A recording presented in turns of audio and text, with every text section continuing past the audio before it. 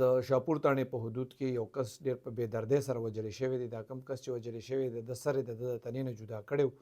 د یو ورځ پهله د کور نه لاپته شوی او د ګارمنټس روزګار و. دې حوالې سره چې شاپور تاڼې کې کوم ایف آی آر درج شوی دی، دا ابرار ګل نومي کس رپورټ درج کړی دی. دا د اکبرپور اوسېدونکی دی. دی وایي زما ورور د اسرار ګل وایي دا لاش د هغه دی. د اسرار ګل باره کې د پولیس ته ویلي دي چې د ګارمنټس روزګار و.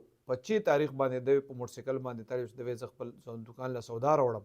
بیا دی لاپته شوی و. په 6 تاریخ باندې دی بیا په اکبرپوره کې چې کومه تاڼه ده هلته یې روزنامچه هم رپورټ هم درج کړی و چې یاره د دې دا ورور روک شوی دی. بیا نن سهار چې کوم دی د لاش میلو شوی دی شاپور تاڼې حدود دي بوډنی ټاپو سیند غاړه. دلته د اسرار ګل لاش میلو شوی دی. دی چې ډېر په بې دردۍ باندې وژلی دی. د سر چې کوم دی هغې هم د تنې نه جدا کړی و او د مطلب تشدد هم پې شوی و.